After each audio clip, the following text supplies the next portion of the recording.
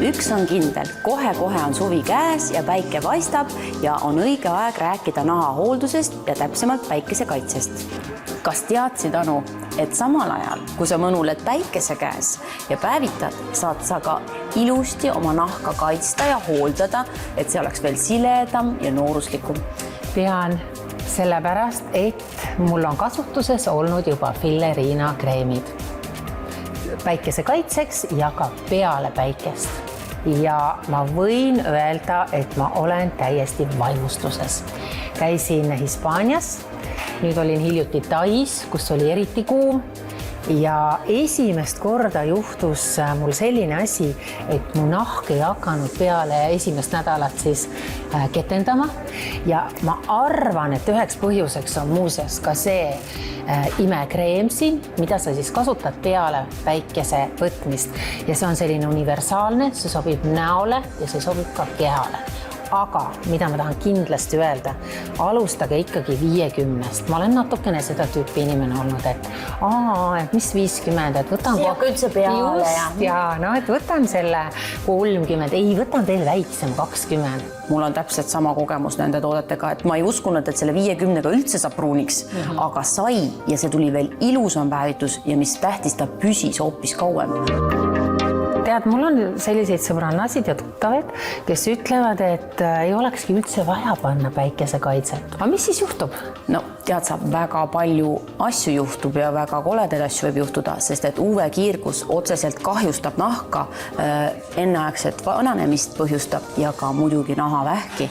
Aga tegelikult, mis võib veel juhtuda, ongi see, et meil lihtsalt tekivad pigmendilaigud, need ei pruugi tulla sul kohe välja. See võib ka aastate pärast juhtuda, et vaata need, ütleme, sümptomid esinevad palju hiljem võib-olla ja siis seda kahju hüvitada on palju kallim ja palju keerulisem. Aga ma tahaks selle kreemi kohta küsida nüüd peale päikese võtmist. Mul juhtus kummaline asi, et ta nagu, ta on selline toekam natukene, väga hästi imenduv, aga nagu kurtsud ka vähenesid.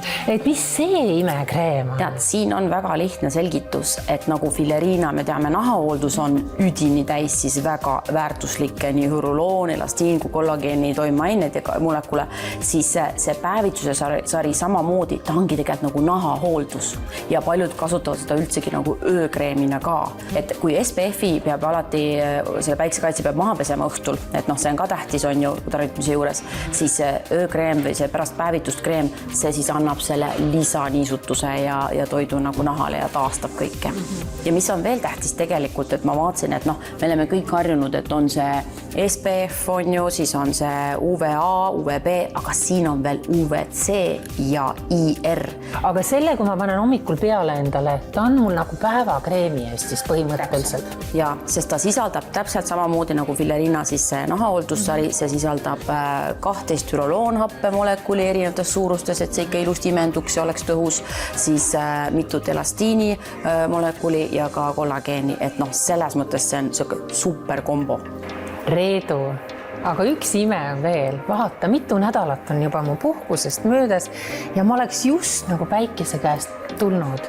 No see ongi jällegi selle päikesekaitsekreemi süü ja selle järelkreemi süü, et see päevitusjärgne kreem sisaldab bronsiini, mis on selline toimeaine, mis 70% pikendab su päevituse eluiga.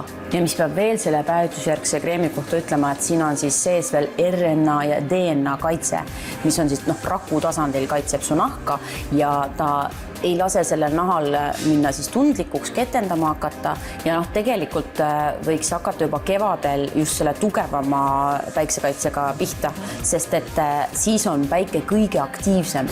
Aga kus kõike seda imet saab siis endale?